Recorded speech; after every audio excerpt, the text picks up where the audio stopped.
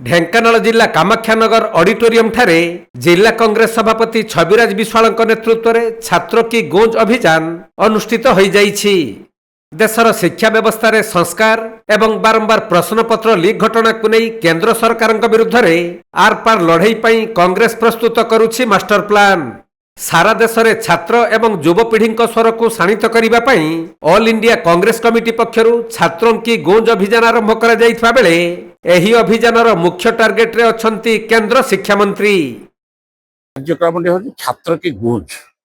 ଛାତ୍ରମାନଙ୍କର ଅସନ୍ତୋଷ, ଛାତ୍ରମାନଙ୍କର ସମସ୍ୟା এই ବାବଦରେ ଭାରତବର୍ଷରେ ସାରା ଭାରତବର୍ଷରେ ଯେଭଳି ଭାବେ ବର୍ତ୍ତମାନ ଆନ୍ଦୋଳନ ମୁଣ୍ଡ ଟେକିଲାଣି ତାର ପାଇଁ ଆଜି ଏ କାର୍ଯ୍ୟକ୍ରମ ଛାତ୍ରମାନଙ୍କୁ ସଚେତନ କରିବା ଏବଂ ଛାତ୍ରମାନଙ୍କୁ ସେଇ ମୁଖ୍ୟ ସ୍ରୋତକୁ ଆଣିବା ଦରକାର ଯେ ସେମାନଙ୍କର ଯୋଉଟା ନ୍ୟାଯ୍ୟ ଅଧିକାର ହକ୍ ଏବଂ ତାଙ୍କର ଭବିଷ୍ୟତ ସେଇଟା ଯୋଭଳି ଭାବେ ବ୍ୟାଘାତ ଘଟୁଛି ତାର ପ୍ରତିବାଦ ପାଇଁ ଛାତ୍ରମାନଙ୍କୁ ସଚେତନ, ଯୁବମାନଙ୍କୁ ସଚେତନ କରି ତାଙ୍କ ଭବିଷ୍ୟତ ଗଢ଼ିବାର ବାଟ ଖୋଲିବା ହେଉଛି ଏହାର ଲକ୍ଷ୍ୟ।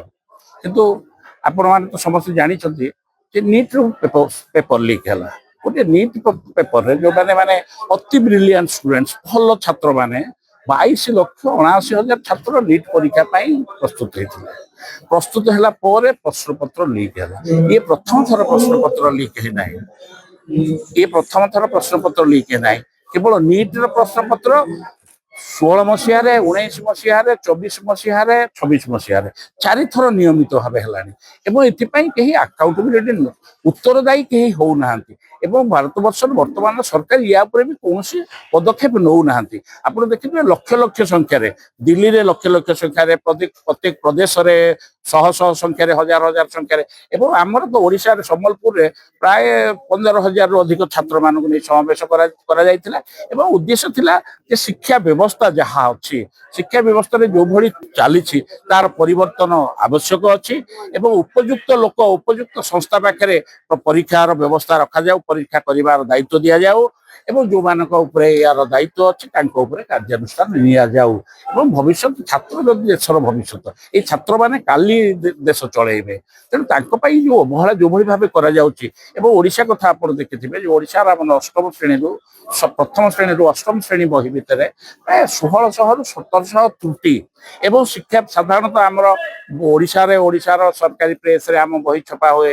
ଆମ ଓଡ଼ିଶାର ଶିକ୍ଷାବିତ ମାନେ ସେ ବହି ମାନେ ତାର ସବଜେକ୍ଟ ଗୁଡ଼ିକ ତିଆରି କରନ୍ତି କିନ୍ତୁ ଏଥର ଆମର ବହି ଛପା ହେଇଛି ଗୁଜୁରାଟର ଗୋଟେ ଘରୋଇ ପ୍ରେସ ପାଖରେ।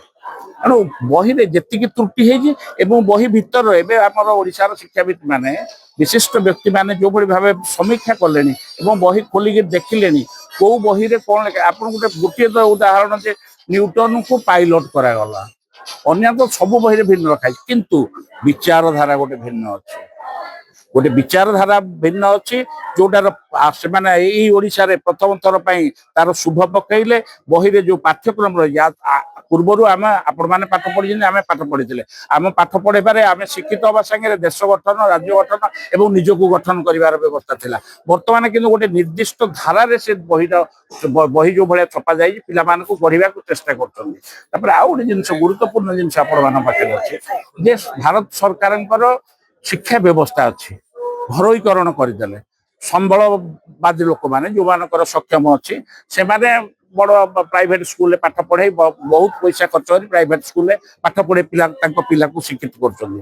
କିନ୍ତୁ ତା ବାଦ ଗରିବ ପିଲାମାନଙ୍କ ପାଇଁ ଆମ ସରକାରୀ ସ୍କୁଲ ଅଛି, ସେଥିରେ ସିଲାବସକୁ ସେମାନେ ତ୍ରୁଟିପୂର୍ଣ୍ଣ ଭାବେ ଏବଂ ଅନ୍ୟ ବିଚାରଧାରା ଭାବେ ନେଇଯାଉଛି। କିନ୍ତୁ ଆଉ ଗୋଟେ କଥା ଆପଣ ଲକ୍ଷ୍ୟ କରିଥିବେ ଏ ସବୁ ଗୋଟେ ଶିକ୍ଷା ସଂସ୍ଥା ସାରା ଭାରତ ବର୍ଷରେ କାମ କରୁଛି ଯାହାର ହିସାବ ଭାରତ ସରକାର ପାଖେ ନାହିଁ, ଓଡ଼ିଶା ସରକାର ପାଖେ ନାହିଁ, ସେ କାହାକୁ ଦଉନାହାନ୍ତି ଏବଂ ସେ ଯୋଉ ପାଠଟା ପଢଉଛନ୍ତି ଭାରତକୁ ଭବିଷ୍ୟତରେ ଗୋଟେ ଭିନ୍ନ ରାଷ୍ଟ୍ର କରିବା ପାଇଁ, ଭିନ୍ନ ଭିତ୍ତିରେ ନେବା ପାଇଁ, ଭିନ୍ନ ସମ୍ପ୍ରଦାୟରେ ନେବା ପାଇଁ ଯୋଉ ପାଠ୍ୟକ୍ରମ କରିଛନ୍ତି ଅନୁଷ୍ଠାନ ମାନ 60-70 ବର୍ଷ ଧରି ଯୋଉ ଅନୁଷ୍ଠାନ ମାନେ କରିଛନ୍ତି ସାରା ଭାରତ ବର୍ଷରେ ସେମାନେ ଗୋଟିଏ ଅନ୍ଧଭକ୍ତ ତିଆରି କରିଦେଇ ଗୋଟିଏ ଧାରାରେ ନେବା ପାଇଁ ଚିନ୍ତା କରୁଛନ୍ତି। ତେଣୁ ଏହାର ପରିବର୍ତ୍ତନ ଆବଶ୍ୟକ।